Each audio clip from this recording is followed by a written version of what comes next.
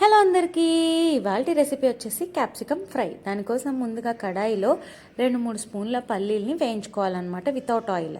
పల్లీలు వేయించుకొని పక్కన పెట్టుకున్న తర్వాత అదే కడాయిలో కొంచెం ఆయిల్ వేసుకొని మీరు ఇందులోకి జీలకర్ర, ఆవాలు, అలాగే కరివేపాకు వేసుకోవాలి.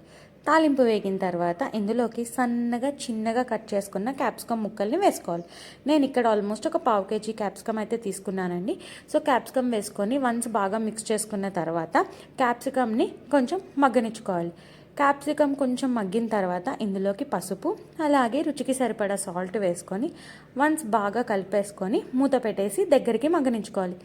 క్యాప్సికమ్ మగ్గుతుండగా ఈలోపు మన పల్లీలు కొంచెం పొట్టు తీసుకొని ఒక మిక్సీ జార్లోకి తీసుకొని దాంట్లోకి 4-5 వెల్లుల్లి రెబ్బలు, రుచికి సరిపడా కారం, అంటే మీరు ఎంత స్పైసీ తినగలుగుతారో అంత కారం వేసుకొని మిక్సీ పట్టేసుకోవాలి.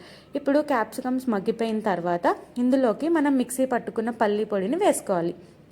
అంతే, పల్లీ పొడి వేసుకొని ఒక్కసారి బాగా కలుపుకొని మూత పెట్టి ఒక 2 minutes మగ్గించుకుంటే ఎంతో టేస్టీగా ఉండే క్యాప్సికమ్ ఫ్రై రెడీ. ఈ ఫ్రై చారులు, అలాగే పప్పు చారులు, సాంబార్ అలాంటివి చేసుకున్నప్పుడు సైడ్ డిష్గా పెట్టుకుంటే చాలా బాగుంటుంది. శాండ్విచ్ మధ్యలో కూడా పెట్టుకుంటే చాలా బాగుంటుంది. ట్రై చేసి ఎలా ఉందో కామెంట్ చేయండి. బాయ్.